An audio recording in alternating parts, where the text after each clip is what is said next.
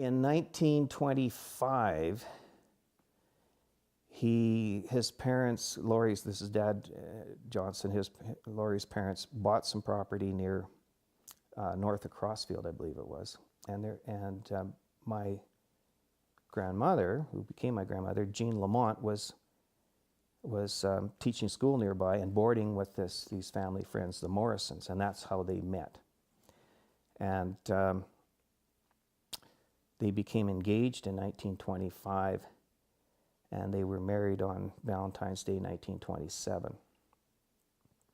Now, Jean Lamont, her family came from Woodstock, Ontario in 1912 to Calgary, and Jean was born in 1899, so she would have been 13. They were a fairly well-educated family of the day, of the standards of the day, and my grandmother became a school teacher and pursued that vocation for a number of years. When they were married, for the first number of years, they lived on a number of different properties around where they could rent or lease or work or whatever. Of course, the Depression combined with the big drought hit 1929, and it affected everybody in Western Canada, but it certainly included the new couple. They basically had no money. My grandmother had a tremendous urge to own land. This was something not shared by Laurie, her husband, my grandfather. He just wanted to be a cowboy, and he was very good at it. So she wanted to own land. Their kids, my mother and my aunt, were born in 1929 and 1931. In 1932, the federal conservative government of R.B. Bennett started a Make Work project trying to address the unemployment of the day, building the Banff-Jasper Highway. And my grandfather was hired on with his team to work on that project. He got 50 cents a day for himself and 50 cents a day for the team. And he spent most of the next 3 years working on this highway. So Jean was kind of on her own raising the kids, although she had both grandparents around.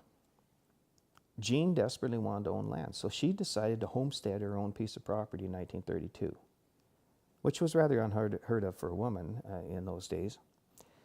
And to pay the various fees associated with taking on the homestead, she pawned her silver and sold 2 horses. And she got $160 for the silver and $40 a piece for the horses. And she was able to file on this homestead. Now, to prove it up, as a term they used in those days, you had to live on it 90 days, 3 consecutive years. So she farmed out her daughters, who were 1 and 3, and then 2 and 4, and so on, with family and friends, and moved up north of where we are now, 6 miles to this homestead property. And she had to live on it for 90 days. And she met a lot of interesting people, and of course there's a piece of the Stoney Indian Reserve between us. There's Stoney Indian land north and east of us here. And she became quite acquainted with a lot of the Stonies in those early years. One of them's name was Jacob Swampy, and Jacob Swampy, as a number of the Stonies did, tended to camp up here in the summer and fall, and then retreat to the Morley area in the wintertime. Not always, some of them would stay, but most of them went back to Morley for the winter. Jacob and some of the other Indians around came to know that she was camped out there on her own. And he would ride up from his camp on the reserve. He'd ride the 2 or 3 miles up to her camp almost every day, basically just to see that she was okay. And now, it was not appropriate for someone to ride into a woman's camp and get off his horse. So he never did. He'd ride into camp and stay on his horse, and she would make him a cup of tea and a sandwich and hand it to him, and he would drink his tea and eat his sandwich on the horse.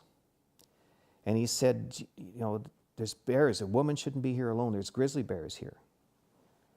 And so my grandmother got a rag and a stick and soaked the rag in coal oil and kept matches handy. And she decided if a bear ever came into her camp, she would light this thing up, and hopefully that would dissuade the bear. And she never did have a difficult encounter with grizzlies, but she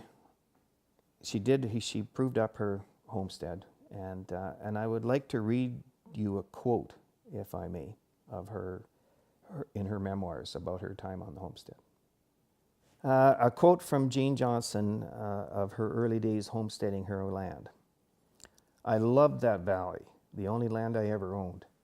I loved the creek, which became known as Jean's Creek.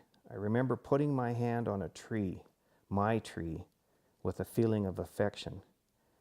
After all the years, I remember with nostalgia the sweet fresh air and the billowing of the tent where I slept more soundly than I have ever since. It was not at all easy, but there I spent some of the happiest days of my life." So that's a quote from Jane, talking about her days up there.